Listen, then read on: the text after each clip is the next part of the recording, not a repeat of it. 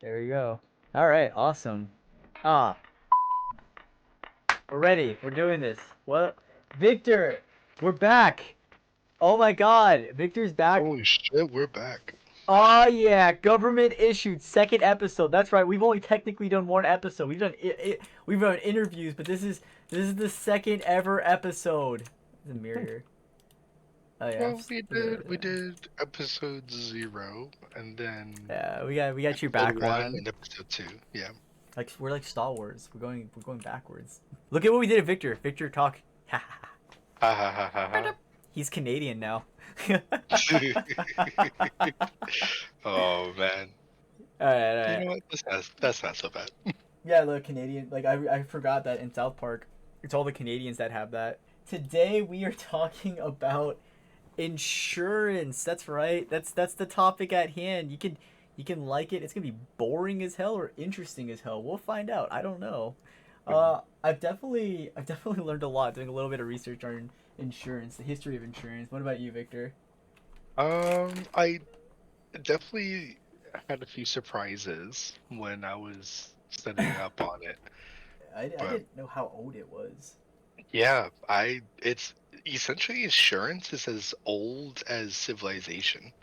So we're going to ancient civilizations, and we'll briefly cover it, especially your aspect. So let's just go down. Let's just cover down the history. So first things first, I didn't know China third millennium, third millennium BCE. Merchants practiced risk distribution by dividing their goods across multiple ships to avoid complete loss from shipwrecks. That is one of the earliest, as far as we can go, to insurance. Now we have another topic at hand that Victor can go down. In fact, if you want to go, I want to talk about what your actually what your partner does for a living. This goes back to Babylon, 1750 BCE. Victor, go ahead and take the reins, please.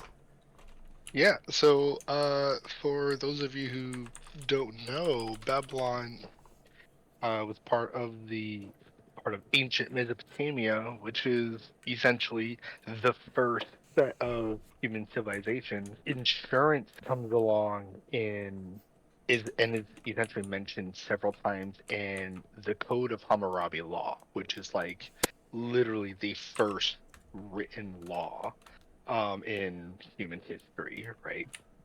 And so like it starts at like law number 100 and it goes on for like another like 135 or plus laws just specifically about insurance and insurance fraud, as well as who's liable in case of like accidents or acts of God, literally acts of the gods, Did you say right? acts of God?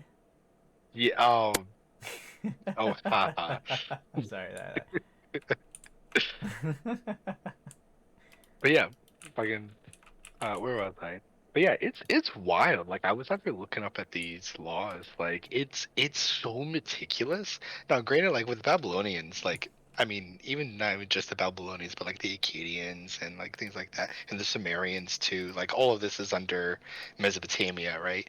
Um, like they're all super specific, right? They're like they were really about like the technicality of things. And so yeah, oh, I'm so bad at this. Anyways, so they were really about like the technicality of things, right? And so just like every little thing is just like really very specific. So like they're talking about like, okay, cool. So like what is insurance? So like law number 100 stipulates like repayment by debtor of a loan to a creditor, right? On a schedule with a maturity date specified in a written contractual term, right? So Mhm. like there's like, okay, so rule number 100, boom, like repayment by debtor of a loan must be paid within the time limit specified and agreed upon like two parties, right? And this is like the very beginnings of like insurance, right? And then you go on so forth, and um they talk a lot about maritime law, right? Wait, Like, maritime law that long ago? Really? oh yeah, so like the vast majority of transportation done in Mesopotamia was done by boat, right? So like because it was by river, so they had cargo ships Mm-hmm. like going down the river, right? The Euphrates, um, the Euphrates River, and so not only did they have cargo ships, but they also had like passenger ships and all that. Like a lot of business was done via boat, and so like Hmm. they had insurance for boats, Yeah, right? see that makes But sense, but I didn't know there was maritime law. That's really interesting. oh yeah. And so like they're very specific, but like, hey, if you are, um, if you are the captain of this ship, right? But you're not the owner of said ship Mm-hmm. or the owner of the cargo of the ship. If you crash that ship, you are liable for either the full cost, right? If it turns out that you were, what was the phrase that they used? Negligently, yeah.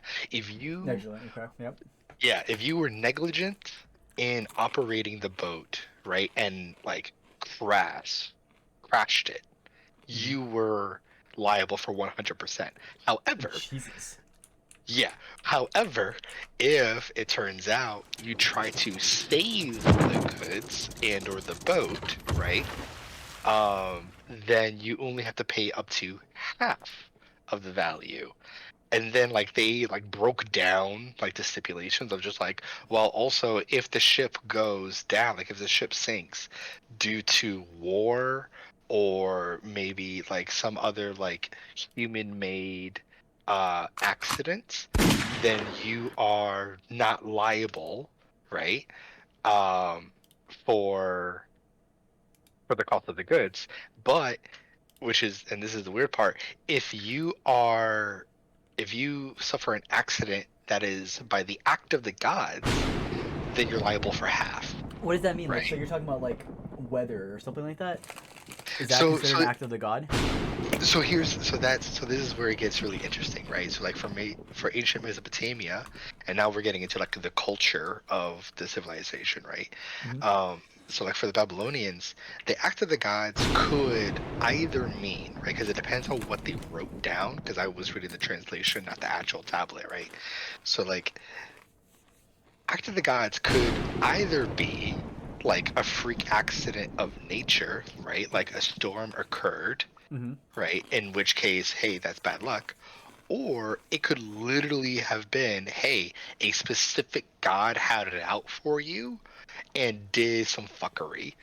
How And does that work? Be like, dog, yo, Loki is being a straight up dick to me right now. I just can't have it, man.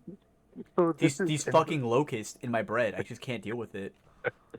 so they would have omens. Like so they would have different omens and Mm-hmm. different spells and they would be able to they would have trained professionals come in just like an actual insurance company, right? Like if you make a claim saying it's like, hey, I crashed into a tree, but that's because like random fog came up and like all of a sudden I couldn't see, and then the insurance company sends someone to investigate to figure out what happened. They Okay. would do the exact same thing with the gods. They're like, oh hey, your boat crashed because of a random whirlpool. Okay, we're gonna send in the like a professional from the Okay, hold on. gods. Hear me out. Hear me out. So are these bitches like straight up? Oh man, that's a shame that a whirlpool took all your goods. We gotta send the oracle to you. Okay, all Yeah, right. Here I am. essentially. I'm over here at this boat. Yeah. Nope. Poseidon. Essentially. Poseidon just hates your guts, man. Right, yeah. Like they would send someone to like figure out, they would read the signs and Oh, figure it out. I'm over here like I'm just imagining back going to ancient Mesopotamia. You mogwai five five visa. You mogwai five five. I'm that guy. Insurance. I Yeah, got no, it was something. But that. anyways, That is just so wild to me. The act of God. How do you even define that today? Can you imagine an insurance? Can you imagine if insurance companies still man? Like you didn't see that.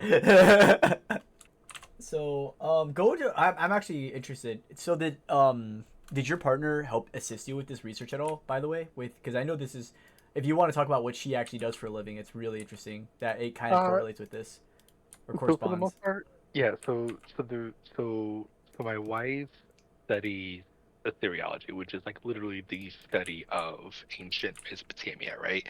So like Hammurabi's law, like you know, and like all these things, like she's like familiar with it. Now, this is this is where it's interesting because like this is like not her expertise, right? Like her expertise is on rituals and like the Rituals? Ashipu.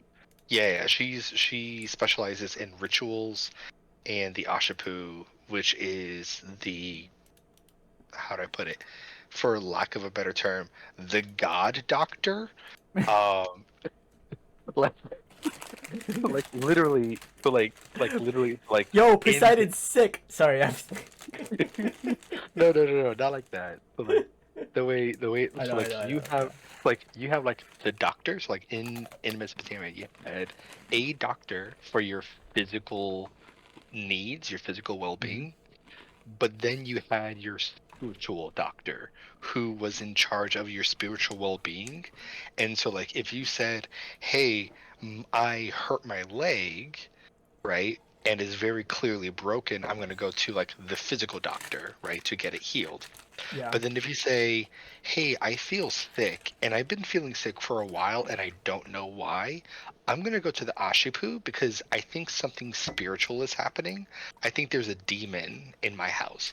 And so the Ashipu will go to your home, make a house call, and look over your home and be like, "Yep, you have this specific demon. We're going to perform this ritual within this amount of days in order to exorcise it." Jesus. Can you Yeah, imagine living back in that day? right? I would just blame everything on the gods. I'm like, fuck, man, my boat went under. Poseidon, why? I don't even know what gods they Mesopotamians actually worshipped, but I'm just like Definitely Poseidon. not Poseidon. Oh yeah, definitely not, without a doubt. But I'm just Poseidon, chill. Dionysus, why? The- Jigaboo, leave me alone. I don't even what gods did they believe in back then? I man, we're like derailing off of insurance and We are going into derailing yeah. so Okay, hard right all now. right, all right, all right. Let's go back. Okay, so that's just one ancient civilization that but I had no idea.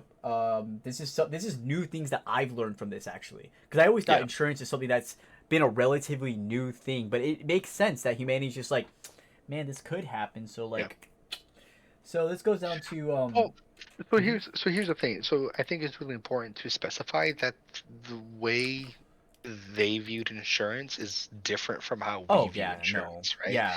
Like modern insurance looks very different, right? So like insurance back then, even for like in Babylon, back then insurance was essentially just, hey, if something happens, Hmm. right, this is we're specifying who is liable, and if XYZ occurs, then we're going to, if you pay this fee and XYZ occurs, then you do not have to pay the full amount, Yeah. right? Like it is a case by case basis, and it's a one time transaction, right? It's a, hey, I would like to rent your boat so that I can make this business trip. They'll say, okay, cool. You're gonna pay this insurance, right? So that if something happens, you're not liable for the full cost of the boat and the cargo. Whereas insurance has changed over time, where it's like, okay, now you have to pay this monthly fee. Hmm. That like, I mean, if I can do some math right now, I've paid more into car insurance. I've never been in a car accident before. I've paid more into car insurance. I paid enough into car insurance. I'm sorry, that I could have bought a brand new car, a nice brand new car. We're looking at like what over the past 10 years. I probably paid. There's a point where I was paying like $200 a month for car insurance. Yeah, no, it's insane. If you want to do that math, Yeah. but yeah, no, that's I would honestly prefer that. Like if you have an area of like, okay, this thing could happen, I should probably get insured for this. That makes sense, right? Whereas like you're about to go on a road trip. Okay, cool. Now you have to have car insurance for that road trip. Like, okay, just in case something happens, let me go ahead and pay this. Whereas now it's like the biggest thing is exclusions and denials. That's a good one. That's actually a negative Yeah. that I put down here. Insurance companies may include numerous exclusions in their policies, leaving policyholders vulnerable if their claim falls under a category that isn't covered. So like, you can't blame the gods anymore, man. That sucks. Yeah. Be like, God, Poseidon just decided to shit on my day. So that we'll go into positives and negatives insurance in a few. So Yeah. let's go down to let's take it a step further. So we're gonna go Greece and Rome. Benevolent societies called Aranoi in Greece. I might be saying that wrong. I could be wrong. Aranoi, and Collegia in Rome provided benefits to members, including funeral costs, early life insurance. So that is the earliest we can tell, at least, of tell signs of life insurance. Mm. So that's kind of cool. Yeah.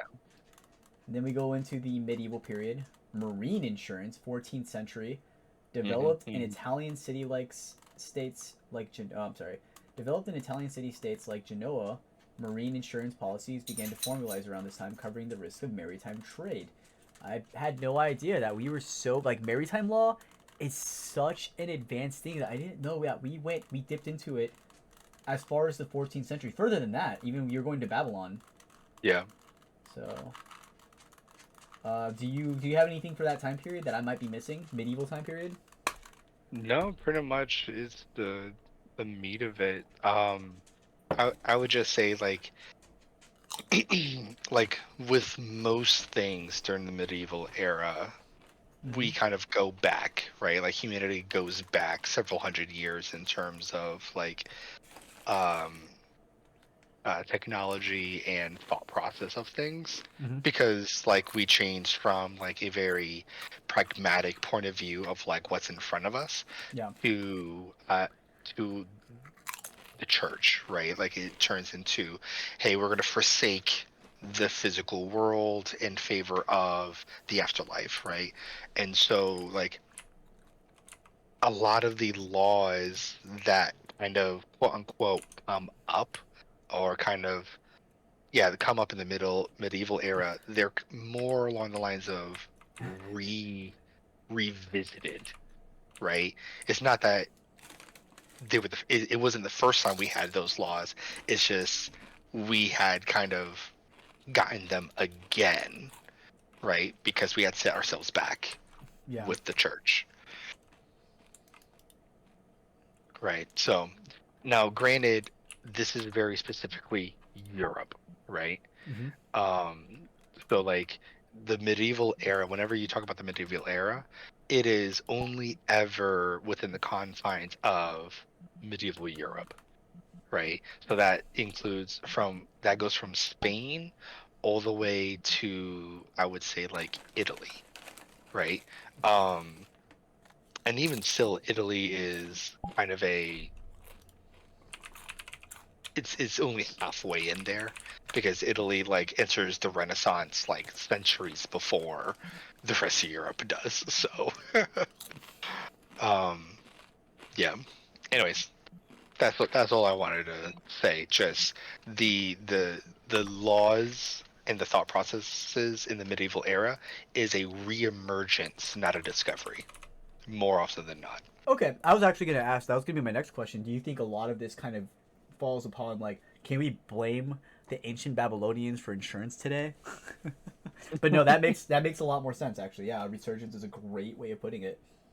Yeah, yeah. So So, yeah, I would. mhm, go ahead. No, yeah, I was just gonna say like I wouldn't say there's really no one to blame until we get hit, like Poseidon. depending on, well, until we hit I guess depending on which culture. So like modern insurance, the way we think about it, probably doesn't really occur until like the early 1900s, honestly. So Um, so that's actually where we're gonna it's, get into technicalities. yeah, like Modern modern insurances. I'm sorry. Go ahead. no, go for it. Yeah, modern insurance is under into technicalities. Oh my god, the Great Fire of London is the earliest period of modern insurance that we can really claim into, being with Nicholas Barbin establishing the first fire insurance company, the Fire Office, covering homes against fire damage because of the Great Fire of London. So that's like the earliest modernized version of insurance that we know of today. That we like we I mean sorry that we when we think of insurance, that is where it stems down from. Actually, interestingly enough, which I didn't know. Can you hear me? Oh my god, I think my Discord decided to be a butt. Can you hear me? Yeah, no, no, Okay, okay, I okay, hear you. okay, okay. I randomly disconnect. My Discord's been acting up. I don't know how to fix it. I've been trying, but Mm. I mean, and this dips into so like I don't know. I should have done more research on that honestly, because that's actually kind of interesting. What became of it? Do you think people really started after the Great Fire of London? Did they really go into like, oh man, we need to get fire insurance, or do you think people are like, Absolutely, really? absolutely. Yeah, yeah. Because in the Great Fire of London, in that one fire, like over 13,000 homes burned down. I really do not know a lot about the Great Fire. I know we briefly studied it in history, like in high school, like years ago. But like it was one of those. Oh yeah, by the way, this thing happened. Anyway, so back to World War II, or you know what I Yeah, mean? no, Like yeah, yeah, yeah, no. In the Great Fire of London, like, yeah, I'm pretty sure like over 13,000 homes burned down all at once, right? So that's 13,000 families all homeless all of a God, sudden, right? And like and that was like nothing they could do about it, right? Like there was no there was no reimbursement from anyone, right? Unless they somehow had like some kind of private quote unquote insurance with who, like with the bank or something, or yeah. whoever they bought the home from, right? But like the vast majority of people, just insurance wasn't a thing, except for kind of like those one time, like what I was saying earlier with like Hammurabi's code. It was a one time thing, right? It was like, hey, I'm going to utilize this, and I would like to pay this much now in case something happens, right? And that would be the deal, and it'll be written down and notarized, and that was it. That was done. That was the extent of insurance. But after this, right, after this fire, like the government essentially stepped in, like the UK government stepped in. It was like, okay, yeah, we can't have this happen again. Um, we need to rework some things, and so you have, and so they incentivize people to try to figure it out. And I'm really giving like a crash course, right? Yeah, no, But you're right. That's fine.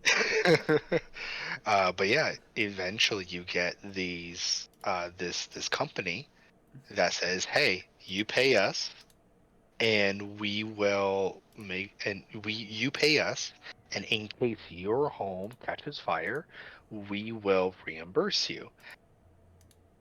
But then that same company also had its own fire brigade that they would send out in case of a fire, and if the house that was on fire was in fact a client of theirs, then the fire brigade would go ahead and put out the fire as quickly as possible But if they so that weren't, they were like, let it burn. no, honestly, yeah, they Oh would. And so fuck, yeah, they would actually do that. that's so And, fucked. and so you would have these competing insurance companies with their own private fire brigades, and the fire brigades would go out, and if it turns out they were not insured by their company, they would let it burn. Wow, that's disgusting. Yeah, Imagine, absolutely. imagine being a firefighter, being like, "Yo, man, so yeah, we see you're covered by State Farm, really? All right, guys, there's nothing we can do here. Let it burn." Can you imagine? Like, holy fuck! Like, I would be fighting guys. Like, That you like literally attached to the fire hydrant, ready to go. You could save my fucking cat that's on that third floor, and you're just like, really? State Farm? Yeah, Of all the insurances, you chose the wrong insurance, buddy. yeah. It was a thing, man. That's Um, disgusting. it was a thing. Wow. So, and then on top of that, um, let's see. And so, like, obviously, that became an issue very quickly, right? Like, you just had too many people with their homes getting burned down Mm-hmm. because the fire brigades were just not doing their jobs. Well, Um, and so, essentially, what they decided to do was they would have a communal fire brigade, right? So, like, the and idea. Yeah, and this so, like, wow, we're going into the history of firefighters now. kind of, yeah. I mean, it's really interesting how, like, a single concept influences society. It really is because I had no idea. I honest to God, I'm not okay. So the biggest rule I have with this whole thing is an unbiased opinion, but I hate insurance. But I have Yeah. learned so much about insurance because of this, and honestly, that is the point of this. This is the point of this. I don't even know what you call this. Our channel, our podcast, our our Twitch. Yeah. Hold that thought for a second, though. I gotta pee really bad. Oh, okay. Entertain my guests. God, you know I God, I'm don't know how to sweating. fucking Holy do that. crap, it's so warm in here. Jesus. All right, look. All right, everybody, look. I am just a freaking disembodied person, right from the shoulders up, with my half my head flying around the screen as I talk. All right, I'm not gonna be able to do much. Okay, so bear with me. But you know, if Alright, alright. Ugh. oh, that was Oh super shit, I fucking should have breathed. fast. What the That's what I hell? need. It is so hot in here. Holy shit. I don't even know. It's like 60 degrees outside. All right then. Whew. Cool. Well, Maybe it's because I'm eating Very- spicy food going on. Alright, I am so sorry about that. I'm back. It's like it's also like super hot in my office for no reason. Oh, okay, thank you, Toph. All right, so yeah, no, this so we can even credit a lot of insurance for the formulation of our firefighters. to a certain extent, yeah. It's kind of cool to think Yeah. about, though. Yeah, So absolutely. And they kind of did like speed up like the technology for firefighting too, right? Because like obviously for an insurance company, the way to make money is to get people to pay and then not have to pay out, right? yeah, That's how you make your money. So, if your business is to insure against fire, you want to make sure that fires are fought properly and efficiently and quickly. hmm So, you want to invest in that technology. So, like, insurance companies really help speed up, like, the techniques and tools used to fight fire. that's actually pretty cool to think about, though. Yeah. So, man, maybe insurance companies aren't as bad as I thought they were. What is this? I don't even want to know what that is. Um, sorry, I just saw a really weird world. Let's do some archery. You want to do some archery for a second? Yeah, we could do some archery. There's archery defense. What is that? I don't know. Mm. We're gonna go here. I'm gonna go. Can I go new instance and then invite? Oh, I should have drop portal. I'm dumb. All right. Mm. So, no, that's just it's really fucking weird to think that insurance companies played so much into firefighting because of the Great One in Fire. Yeah. Well, at least that's how it started, right? Yeah, yeah, yeah. That's how it started. Then you get so like that's how you get like the beginnings of like modern modern day insurance companies. Mm-hmm.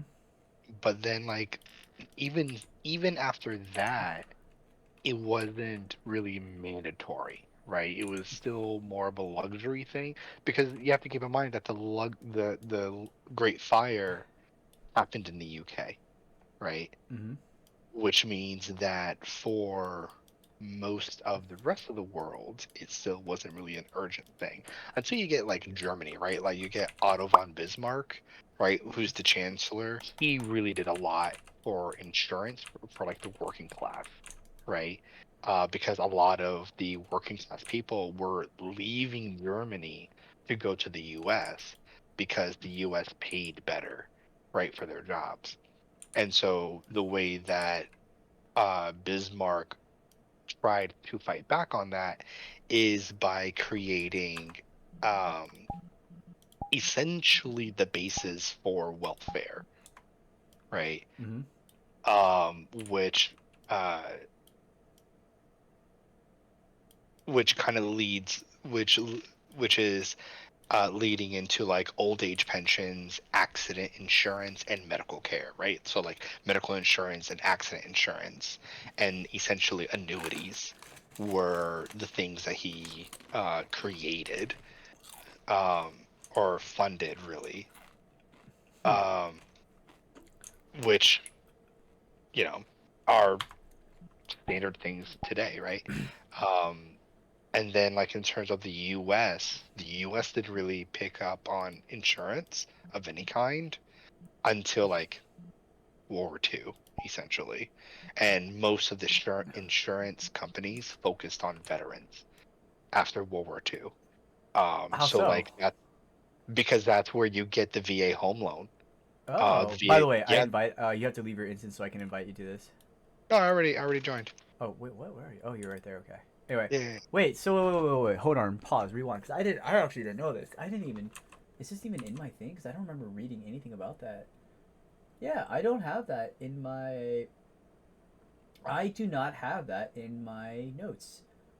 Yeah. That is. So wait, what type of insurance were they giving then? So like, so here's the thing. So like, in the U.S., um, so like in the US, the federal government did not mandate insurance until the Social Security Act in 1935, right? So like until 1935, the Social Security Act, Mm-hmm. insurance was for the most part non-existent. Yeah, the earliest. Let me hold on. So the years insurance that I got here: life insurance 18th century, health insurance and accident insurance 19th century, which was the industrial revolution led by increase Mhm, of accidents. So I knew about that. Franklin mhm. Health Insurance, but that's like that's 1850 Franklin Health Yeah, Insurance Company. So I read about that. yeah.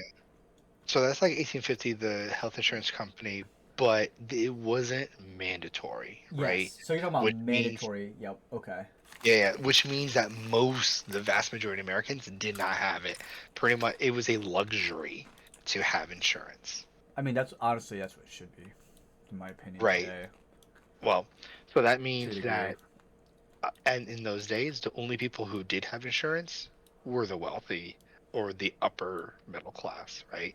Yeah. As they were emerging anyway, which was almost non-existent back then. It was either wealthy or the poor. Anyways, um, so the Social Security Act of 1935 pretty much mandated, like, okay, hold on, no, everyone needs to have health insurance. Everyone needs to have life insurance, right? Um,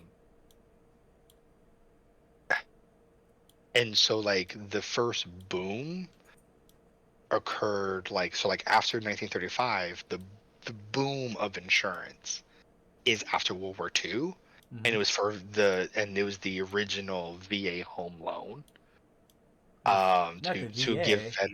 yeah, so to give the veterans affordable housing, right? And that's like the first like real concept of like, oh, everyone should have insurance, right? And so like because it's because you have almost every able-bodied male, right? Um, who had gone off to war. So like the vast majority of men in the US was from the military, right? And so I never really what thought about better that. Yeah, that's true. Shit. yeah, so like what better way to kind of like get this ball rolling than with the military. And so there's like, all right, cool. We have a bunch of soldiers coming back from the European front, coming back from the African front, coming back from the Pacific front, right? And these are men who have been at war for years now. They, they went right out of high school, right into the war. They're coming back, full grown adults, and they have no life experience. So how do we get them into society? How do we get them, you know, how do we get them to spend their money, but also spend it wisely, but also like get them back into society? And like, how do you do this? Get Hmm. them a house, right? You give them a home, you make them, and you make it say like, look, we will make it easier for you to own a home by using the VA home loans. We'll give you a loan so you can go ahead and buy a house. You will insure that house, right? Thereby incentivizing you to like get a job, but now you have a home. Now you can go ahead, get married, have kids, and like it just really boosts the economy. It really boosts, like it just really works, right? Hmm. So like by targeting the military, it just really um backtracks this whole insurance concept. And then like right off the VA home loan, the next thing they do is, what is it, the GI life insurance policy in the 1940s. Which we're very familiar with. Now I have to ask Which though, was the VA home loan? Oh my god. Nope, I lost my train of thought. Never mind. Oh my god, my brain. I just like literally lost it right then and there. All right, so GI life insurance. yeah. No, I mean, yeah, that's it. That was like the second thing, right? So it's like, all right, cool. So like with the VA home loan, so like cool. So they have the loan, they're paying off their debts, right? So Yeah. you now you're introducing them to debt, so that, and you're introducing them to like getting a credit score, right? And so with all of this, now you're introducing, like, all right, cool. Well, now you need property insurance, right? So cool, yeah, property insurance for your new home that you got with your home loan, um, with the extra money that you probably didn't spend from the home loan, or from, with the extra money that you got from the deployment, right, from the war. Um, cool, you're gonna go ahead and buy yourself a car. Cool. Now that you have a car, you need to put insurance in that sucker. So you now have home insurance, you now have car insurance, right? Um, and they all started with the home loan, right? And then with the GI life insurance, it's like, all right, cool. Well, you're in the military. Well, great. Most people, like back in the 1940s, it was still a very nationalistic ideology, like in the U.S. And so it's like, all right, cool. Well, you're gonna, like, we're looking into other wars, right? Yeah. This is the Cold War, or like World War II. Um, so now we're going to provide life insurance for soldiers. It's like, hey, you're going to give up you're potentially going to die out there, right? Like, we're not going to lie about that. You're probably going to die, You're probably but gonna die, but but we will pay your family a certain amount of money that you've put in, right? In the form of life insurance. oh, by the way, use this bow. That bow is for VR.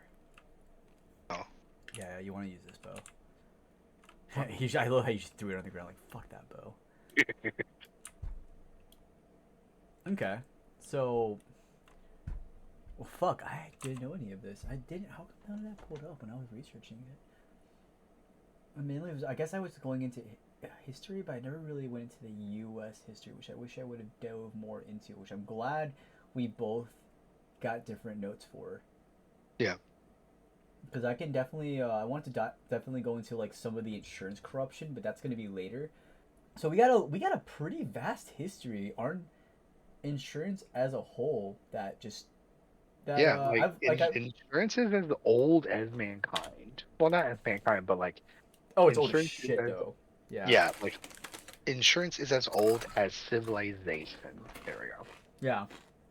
1897 was the first traveler's insurance. By Travelers Insurance. That was the name of it. Let's go over some notable insurance companies, and I got a few little history things for that real fast. So the first one I want to cover is, and I had this in my notes here. All right, so, and please pitch in. I'm just gonna kind of go over the list. There's about 5 major ones I want to go over. One that you should know of course. And if you have anything, by all means, jump in. All right, let's talk about the first one. This is one of the most notable insurances to this day, and I think they're actually this stems down from the Great London Fire. I could be wrong though. Lloyd's of London is one of the oldest and most famous insurance markets in the world, known for insuring unusual high-risk ventures. Its origins date back to 1686 when it began as a coffee house run by Edward Lloyd in London. Lloyd's Coffee House became a hub for shipowners, merchants, and underwriters to discuss maritime risks and trade insurance. There we go, maritime risks again. By 1769, Lloyd's has moved from beyond coffeehouse conversations and established a formal insurance marketplace operating through syndicates of underwriters who pooled resources to cover risks. Jesus. The 19th and 20th centuries saw Lloyd's expand beyond maritime insurance into broader areas such as life, property, and aviation. It gained reputation for insuring unique and large-scale risks, including celebrity body parts and sports events. What? Including celebrity body parts and sports events. Celebrity, am I reading that right? Including celebrity body parts. Did I write that down wrong? I think I wrote that down wrong. Okay. Lloyd's famously insured Betty Grable's legs. Nope, I wrote that right. I remember now. I thought that was weird as shit. Okay. And has underwritten policies for large-scale disasters such as the Titanic and the 9/11 terrorist attacks.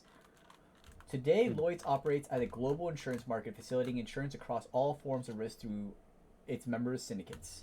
So, have you ever heard of Lloyd's? Because I sure as hell haven't. No.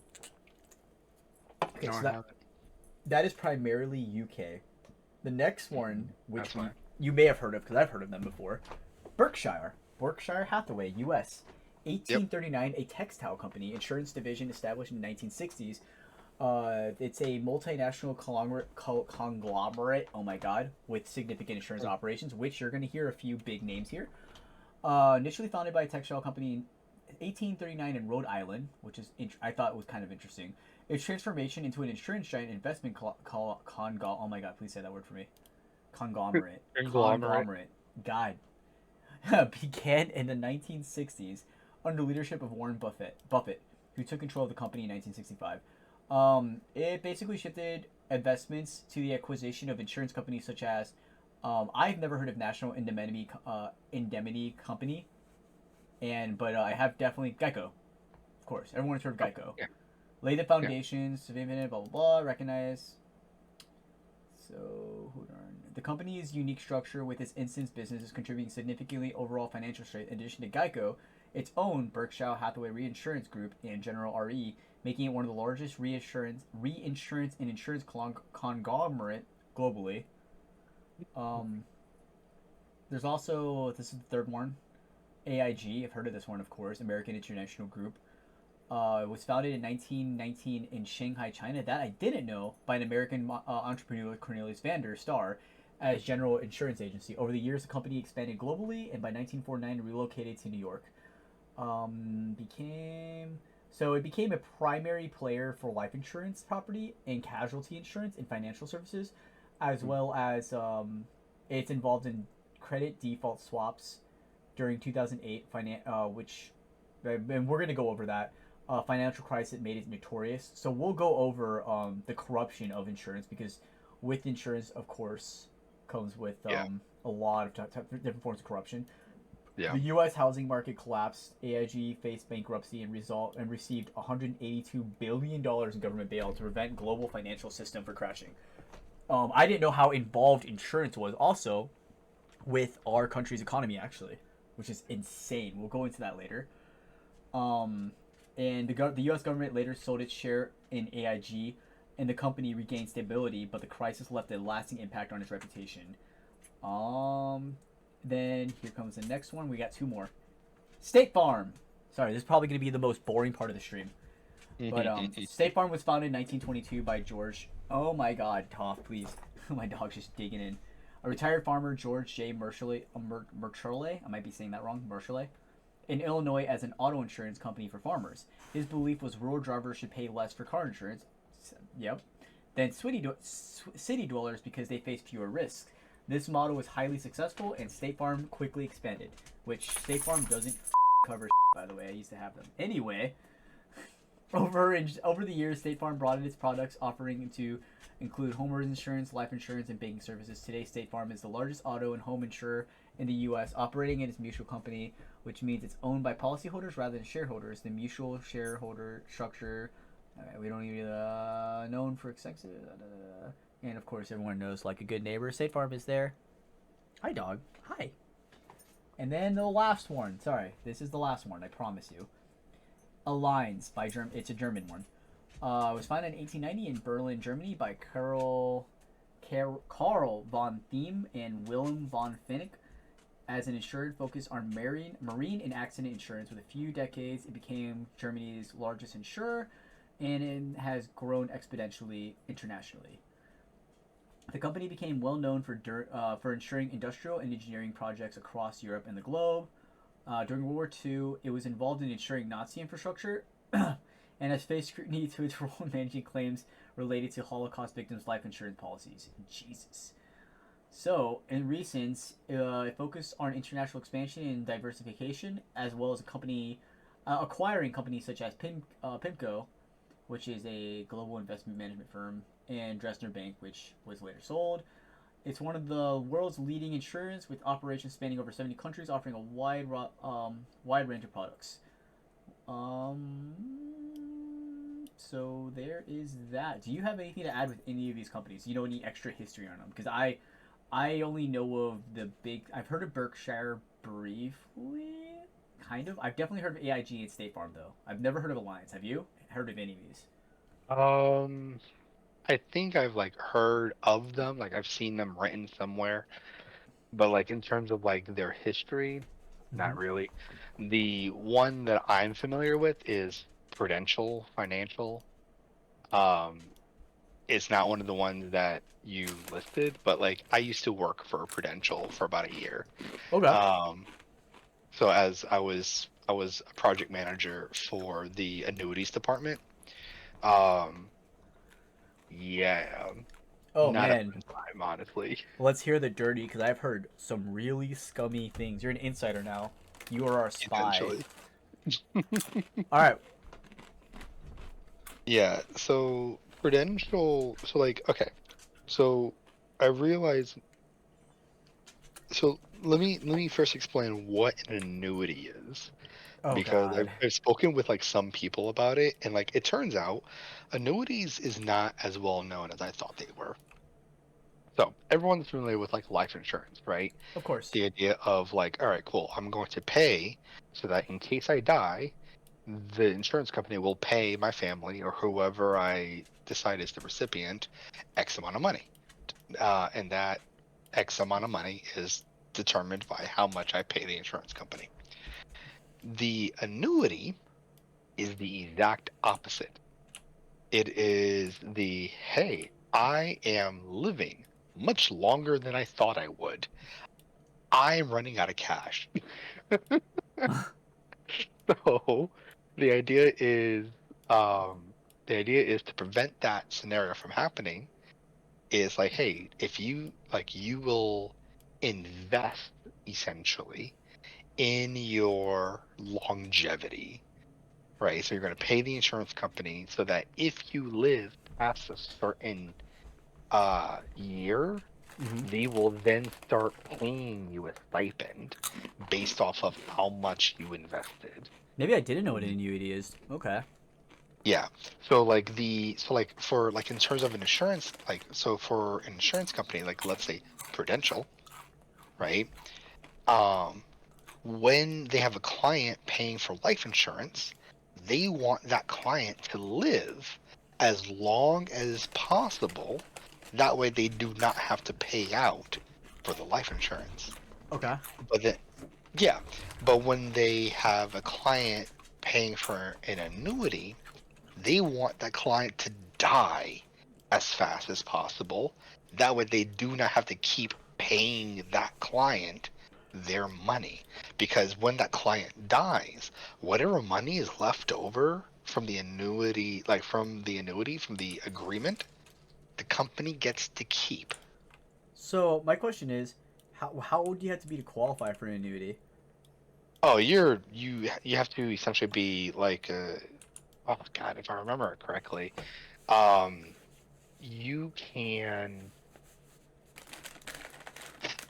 the annuities are targeted towards to senior citizens, Okay. right?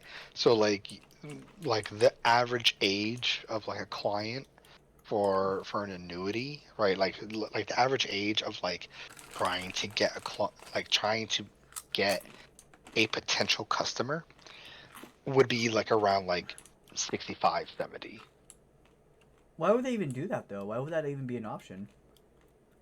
Because you have so you have people in the US Hmm. for one reason or another. There's a few different reasons why, but you have them living longer than they expect they would and not having the financial means to sustain themselves, right?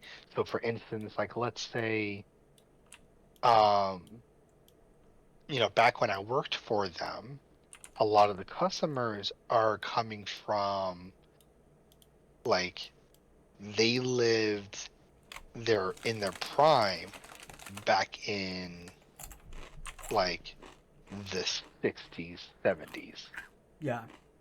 right? So like during the 60s and 70s, that's when they were in their 20s and 30s, right?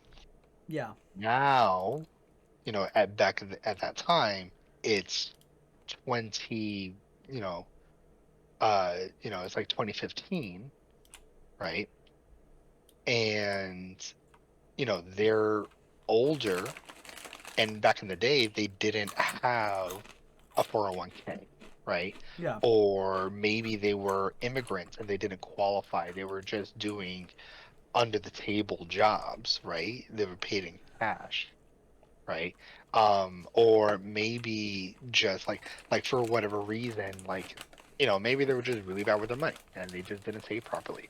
Now they're if they were like 30 back in the 70s, so that means they're 60, 80, like they're in their 80s now and they have no more money, right? And if so like they don't have any more money because Social Security is not as much as you would think it is. Yeah. No, Um, it's not. Social Security is just we. That's another thing we should dismantle with Social Security. That's gonna be one of our streams. Trust me. yeah, so like Social Security does not actually pay as much as you think it is, right? No, it does not. Um, It's garbage. and yeah, and then on top of that, let's say they have, um, maybe they got disability, right? Well, hey, if you don't have 100% disability, and even still, like disability back then versus disability now, very different. Yeah. Like disability has improved by leaps and bounds within the last 10 years, right? Hmm. Um, so like back then, collecting disability meant nothing either. So like those were probably the only two I mean, paychecks still, that, yeah. Even still to this day, like disability is kind of a nightmare. yeah. So it's like so for back then, it's like, all right, cool, you're 80 years old, you probably don't have much longer to live, but the thing is you're still alive, Yeah. right? And you don't really have like you have stable income, but like it's not nearly enough to actually sustain you, especially when you're at that age and you have so many medical bills. You have all the medical bills and expenses that you have to pay for. You're not nearly covering it. You need an annuity, which is you pay the insurance company, where it says like, hey, it's essentially making a bet with the insurance company, right? It's like saying, it's like, hey, I'm 80 right now. I bet you I'm gonna live to 90. And if I do, you pay me money. And if I don't, well, the money that I gave you for this bet is yours. Is Huh. essentially what an annuity is. What the fuck? That seems really fucked up and weird. It's really weird, but it's a way for people to kind of like it's a last ditch effort for people to like really like to for them to take care of themselves essentially when they get into their old age, right? It's not ideal, obviously, Yeah, that doesn't. but That doesn't it make a is lot of sense. yeah, it's something. It's kind of like an emergency thing, like just in case, That you doesn't know, make a lot and of that's sense. exactly what insurance is. Insurance is all about just in case. I don't. I don't know about that. I kind of You hate know? that. Yeah, it's I there's a reason why I only worked there for a year. I did not like it. It just seems so scummy. It is very scummy. It is extremely scummy, right? Like it is both a Hail Mary save for some elderly and a very scummy, get money tactic by insurance companies. It just makes me hate insurance even more. Let's. All right, let's jump into it. Positives. Let's talk about the positives in insurance. Let's dive away from it because I am trying to be as unbiased as possible. But fuck, that's gross. Risk management. The positives. I have 5 positives here. Insurance helps. Oh my fucking god, dog. Jesus Christ, you scared the shit out of me. Where the fuck am I? What the fuck is happening? Okay. Um, Insurance helps individuals and businesses manage risk by providing safety net for unforeseen events such as accidents, illness, natural disasters, and death, if you qualify for it. Mm. Economic stability. Life insurance policies often double as a savings tool, encouraging long-term financial planning. Peace of mind. Never have peace of mind. It actually stresses me out. Insurance provides a sense of security, knowing that in the event of a loss, compensation or coverage will be available to minimize financial strain and social welfare. Health insurance provides access to medical care, especially in countries where it is not state funding, ensuring better all overall public health outcomes. What do you have? Do you have anything? The thing with like pros and cons of insurance, like there's the theoretical of it. Like theoretically, it's good if it follows like these things, but like in reality, how it's practiced is really shitty, right? Yeah. Financial security, innovation in healthcare and security, and quick claims and settlement. All right, that's basically all we got for positives. You have anything else positive that I may miss? That's the biggest thing I want to cover right now. No, I got nothing else on the positives, I think. Yeah, there's not a lot of good things to say about insurance, unfortunately. Yeah, because it's like it's all the same thing, right? Like all the arguments are the same when it comes Yeah, to like why insurance is good. It's all the same argument. I mean the idea behind it is good, Yeah. but in practice, it's just so situational. And 9 out of 10 times, I don't. Oh my god, what did I just do? I don't like usually see it working. Well, so like that's because like the way it is, the way it is now is just that on the small scale, modern insurance fails, right? On the Yeah, small no, scale because like you pay so much you don't get anything monthly. out of it. Like you're honestly spending more money than if you just didn't have the insurance, That's what right? I mean. But then What there's the legality that comes to it, which is where, honestly, God, that's what pisses me off more than anything, is that you legally have to have insurance. so now this is where I'm saying it depends on the scale of the insurance, right? Yep. So like all right, cool. Like I understand why having insurance is a requirement, right? Okay. Let's Um go over that. I would love. I want to hear that actually, if you don't mind. yeah. So No like the judgment. reason yeah, yeah. So like the reason why the government mandates having insurance, right, Mm-hmm. is because of the what if. Um, the government cannot afford to have a large chunk of its population suddenly not be able to live, right? Like for instance, if like let's go back to the Great Fire of London, right? That's 13,000 families all of a sudden on the street, right? Yeah. But now here's the thing, that didn't just create an issue for the people, it created an issue for all the people in their jobs. It created an issue for the government, right? It created an issue for everybody because 13,000 homes disappeared, right? Yeah. So it's like, cool, you now have, let's say each, like the 13,000 homes had, let's say that was each a family of three, right? Um, husband, wife, and a single child, right? Let's just say, hypothetically. Um, so that means 13,000 times three, right? That's what, 26, 39. That's 39,000 people, right? 39,000 people that the government now needs to figure out where to put them, right? Because you can't just have them on the streets, I mean, we could. right? What the No, but you fuck? can't. So that's the thing, you can't. I'm Because messing if with you. you I'm try to messing with you. say, yeah, so like, Yeah. yeah, you could try to say, yeah, well, they'll figure it out. People are resilient, but like you physically don't have the space.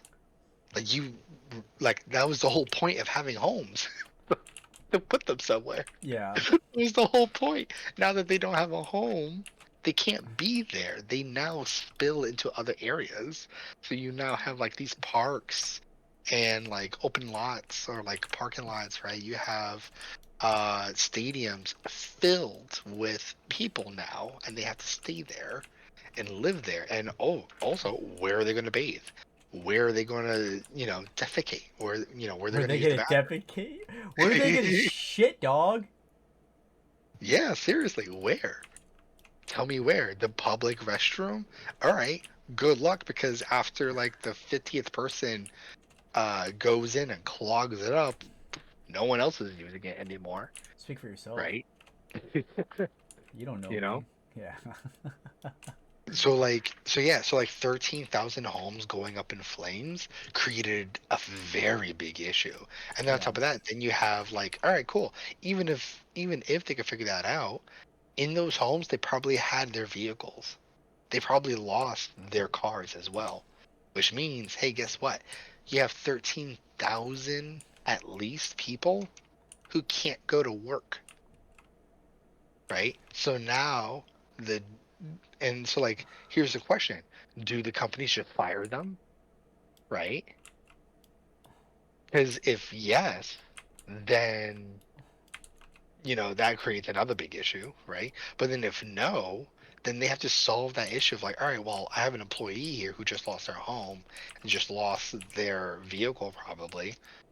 How do I get them to work so that A, I can make money, and also like B, so that I don't get in trouble because the government is probably going to be up my ass about this, I need to get them out of here before I get in trouble.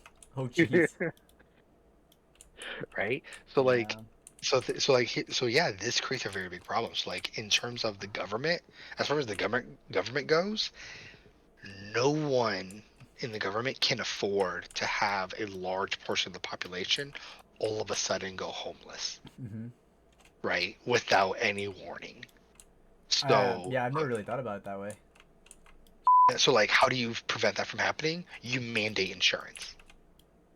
Jesus. Yeah. So it's like, look, do you have a job? Good. You're getting insurance one way or another. God, Like, I hate how right you are though. That I've never thought about that until now. yeah, I'm disgusted by your stupid logic. It right? makes Because like so much society sense would to me, break man. down. No, society would Like, definitely break down because we can't afford people to go. Damn it! Why do you have to be right? I don't want you to be right. I just want insurance to leave me the alone, so I don't have to pay yeah. it. So like, all right, cool. So now we agree Yeah. insurance is mandatory, right? Yep. So insurance is mandatory. fine. That is a good thing for everybody involved. But like, Now, what about the ridiculous amounts it costs, though? so now here's getting into the second portion, right? Now you have minor insurance claims versus large insurance claims, right? So here is how insurance is designed. Insurance is designed to help you Mm-hmm. if you lose everything. If you lose, if it is a total loss of home, if it is a total loss of vehicle, if it is a like you are now like you are going into surgery with your life on the line, Yeah. insurance is designed to cover it. That is what insurance is designed structurally for these major life changes, right? Mm-hmm. For these major life problems. Insurance is not designed for minor life problems. For instance, hey, I just got into a car accident. Is no big deal. No one's hurt, but you know, uh, no, the vehicle is kind of wrecked a little bit. It needs to be fixed up. Yeah. Cool. Now here's the thing. This is where it gets dirty, Mm-hmm. right? This is where it gets dirty. You spend so much money every month for insurance for the insurance company to fight you tooth and nail Yep. Yep. to not pay, No, right? that's the thing that really irritates me and gets under my skin. Right. Now, that's not the insurance, that's the insurance company, right? That's Okay. just the practice, right? So it's not the theory of it, it's just how it's actually practiced, Yeah. right? So like it's designed for major accidents. It is not designed for day to day, you know, small incidents, right? Which is what you're most likely going to bump into, right? That's the issue. Yeah. You're more likely to bump into smaller things that insurance could handle, but if you don't read the fine print and like potentially look into like the different options of the different insurance companies, because guess what, if you look at it more often than not, the things that you're probably going to actually have to deal with, right, in terms of like incidents, they're only part of the more expensive plans that most people are not going to get, right? Mm-hmm. Which means because they're so expensive, which means people are going to go for the cheaper option, which means, hey, guess what? It only covers major losses, right? And so whenever you do get into that small accident, you're like, hey, does this cover it? The insurance company will be like, nope. Nope. Yep. Like I got covered hit and runs and shit like that, or so. Yeah, So wait, I'm confused. So they'll be more willing to cover large losses than small losses. yeah, because they're much less likely to occur. Stupid ass insurance companies. Yeah, it's pretty much a all or nothing game, Yeah. right? When it comes to insurance, it's a all or nothing. So like, the larger the incident type, the least likely it is to occur. So you're telling me the next time I get into a small little thunderbender, I'm just gonna grab a bat and just destroy my car. Honestly, it is better for your car to be totaled than for it to not be. That's disgusting. Yeah. Ah. All right. Let's go into some negatives now. All right, everybody knows and everybody loves high premiums. The cost of insurance companies can be financial burden, especially when there are multiple types of mandatory insurance, i.e., health, auto, and property. We all know about that. Exclusions in denial, something that Victor just covered. Insurance companies may include numerous exclusions in their policies, leaving policyholders vulnerable if their claim falls under a category that isn't covered, such as a hit and run. If you live in New York, you know what I'm talking about. Moral hazard. Insurance can sometimes incentivize reckless behaviors. For example, individuals or businesses may take greater risks knowing that they have insurance coverage. I guess I never really thought about that as a negative, but that makes sense. Yeah. Complex policies. Insurance contracts can be difficult to understand, leading to confusion about coverage, details, and potential disputes during claims and fraud. This is where we're going to really get into it.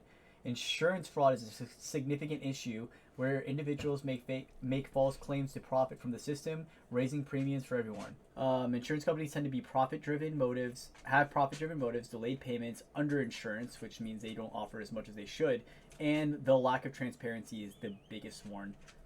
So, now we're gonna get into insurance corruption. Entertain real fast. I'm gonna go pee again because holy shit, I've been drinking a lot. That coffee just goes right through me.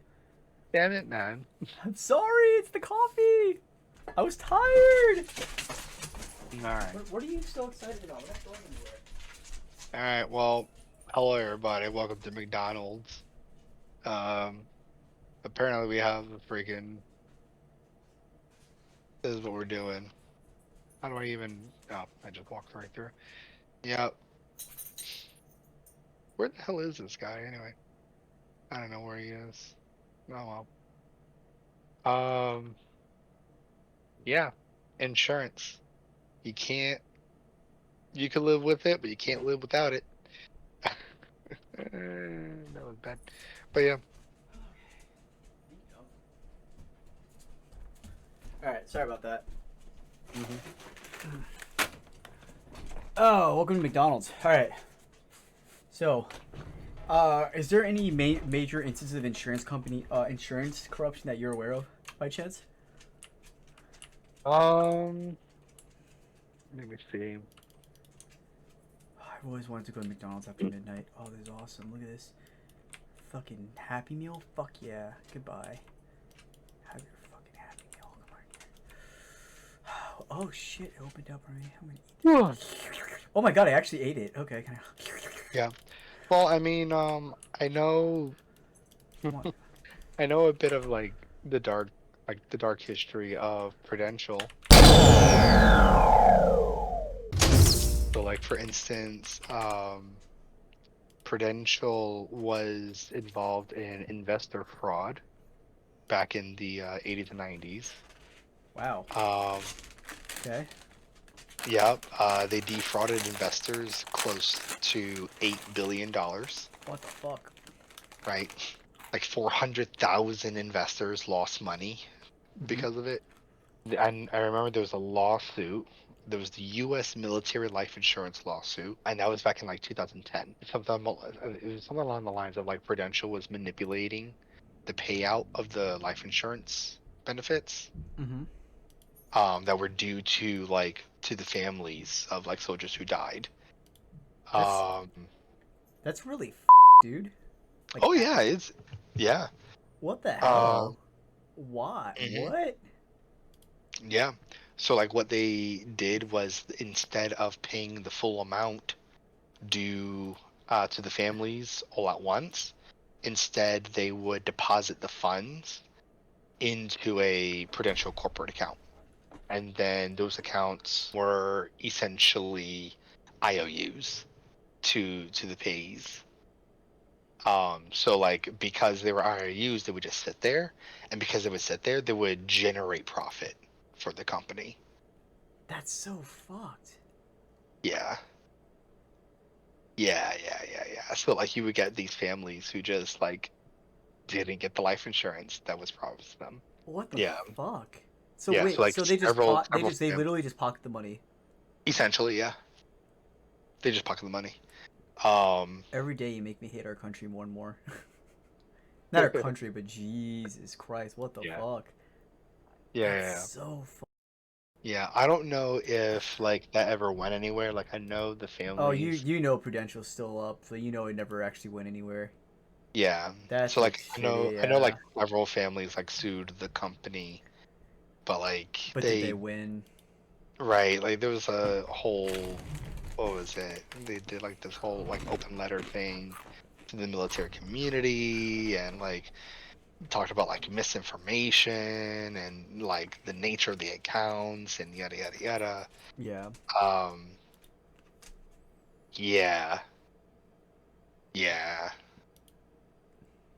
Yeah, and what sucks is that like it's not the first time that that's happened either, right? Like it's not the first. Like Prudential's like is not the only insurance company that has done things like that. There have been others before it and there have been others after it who have essentially done the same thing, and all of those lawsuits have been dismissed without action. Because insurance is a very gritty, dirty game, right? Like it's so convoluted of like just like the rules.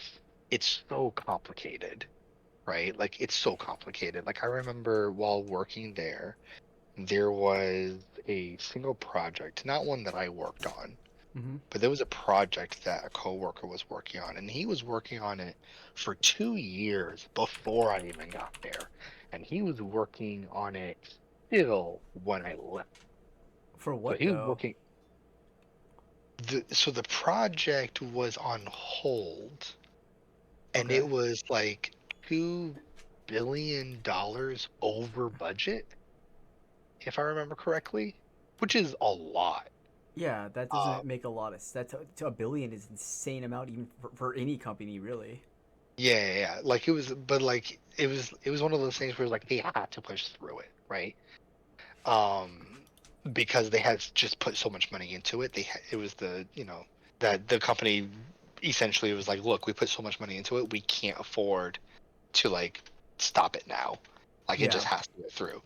Um, and like the reason why it was on hiatus, or not even on hiatus, the reason why it was just at a standstill for like over a year, over 2 years, is because all of the lawyers were arguing over the use of the word the.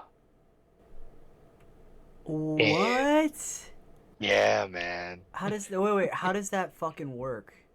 Because you have the versus the, right? Like it's like just I wasn't the one that worked on it, right? Yeah, no, So I'm not so blaming you like at all, but like that's just yeah, but such it's a like so it's like I don't actually know like all the fine details. And this was like so many years ago, but like I just remember just being astounded. I'm like, wait a second, you're telling me that these two groups of lawyers, because it was like the company's lawyers, it was Prudential's lawyers, mm-hmm. and it was like another group of lawyers, right?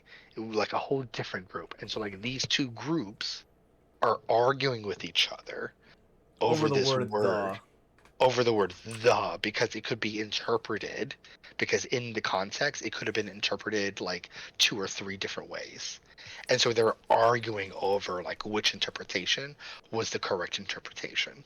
I despise that. Holy shit. Yeah, so like it was just ugh. That's disgusting, dude. I can't even believe Yeah, that shit. How did that even happen? How can people get away with that? That doesn't make any sense to me whatsoever. like And I want to be surprised, but I'm really just not. yeah. I'm really not surprised by that. That's what disgusts me more than anything. God, that's so scummy. How could people get away with that? Yeah, well, The. the All right, here we go. So we're gonna be going to the tail end of it. yeah. Let's go into unethical practices. Oh, Oh, this is gonna be fun.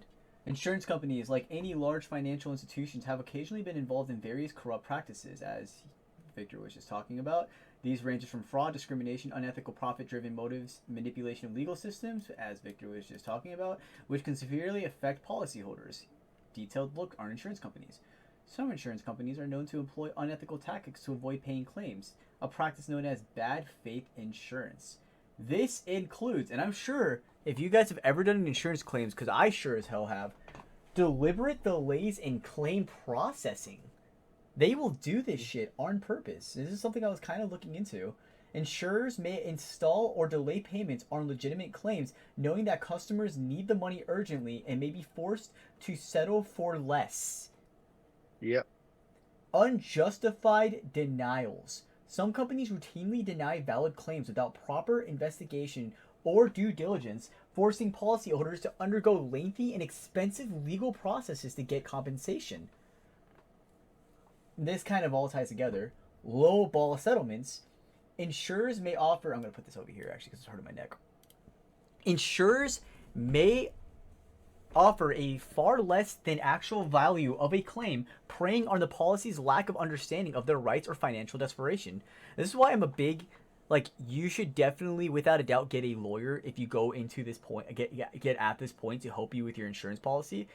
Insurers, hold on. The practice of denying valid claims to maximize profit has been subject of multiple lawsuits. For example, Allstate and State Farm. Huge. I've had issues with State Farm in the past. I will never use State Farm again because I've had issues with it too, where I literally had a guy hit and run. It's always a fucking hit and run, man. It's always a fucking hit and run for me. Destroy my trunk of my car. I called State Farm. I got the police report. Everything. I did all the right things, and they're like, well, since we don't have anybody at fault, unfortunately, and by the way, this was me paying full coverage. Just me paying them $160 a month for full coverage. They would not cover my, they wouldn't cover me. Like a good neighbor, State Farm wasn't there. Yeah. By the way, this podcast was brought to you by Geico. Wait, no, just kidding. Anyway, Geico doesn't do shit for me either, and I've never had an insurance company actually fall through with a claim. Whenever I've made 2 insurance claims, nothing. I've never gotten anything out of an insurance claim ever.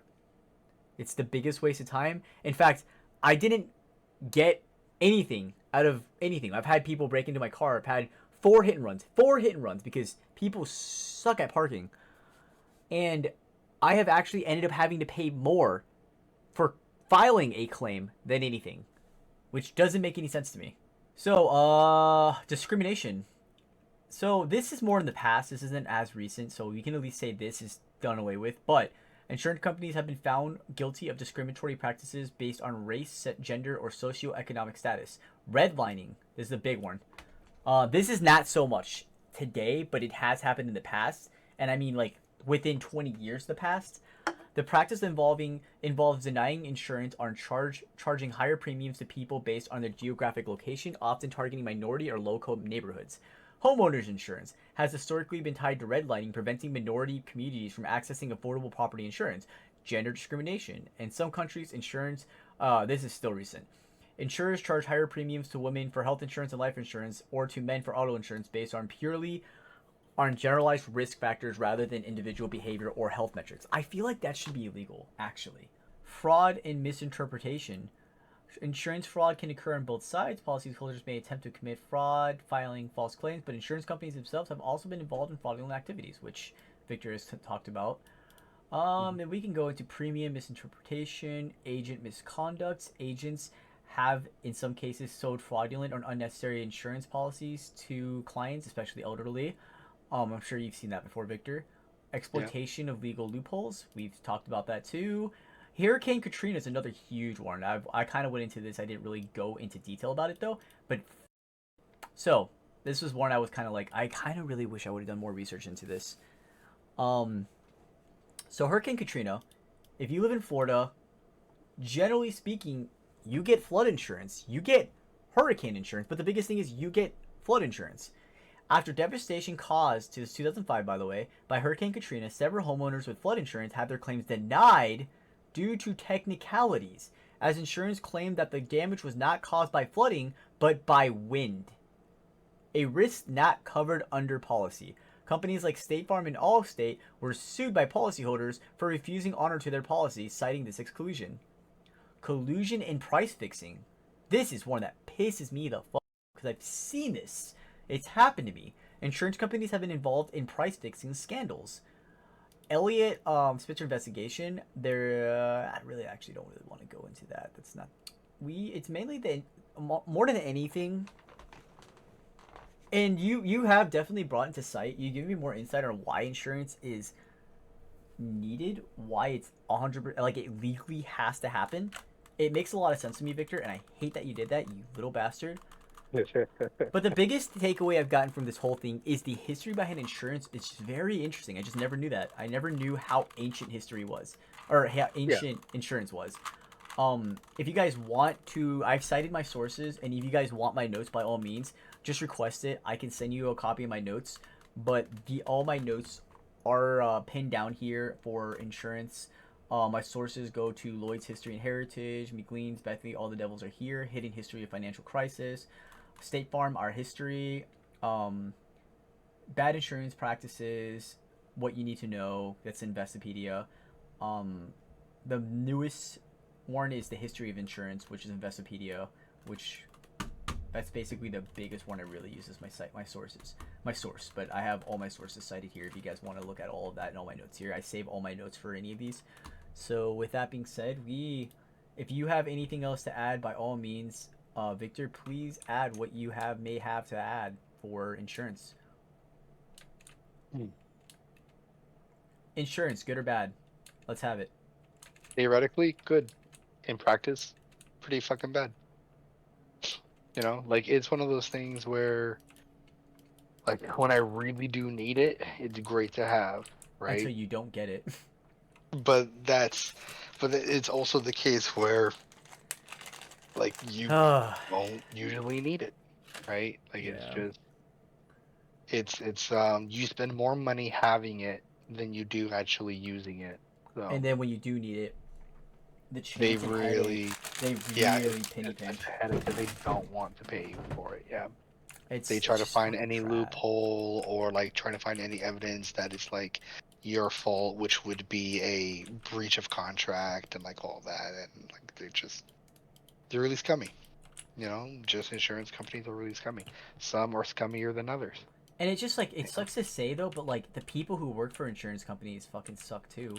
But it's not their fault. It's the insurance company being like, whatever you do, don't do this thing, and they're just getting a job, so you can't really blame them. My Right. ex-wife worked for an insurance company, and it was a fucking nightmare because she was one of those what's it called, a temp agent. Mm. God, that's another thing. Oh my god, I'm putting that in my fucking thing. Temp agencies, fucking most genius scam you could ever fall for. Oh my god, temp agencies.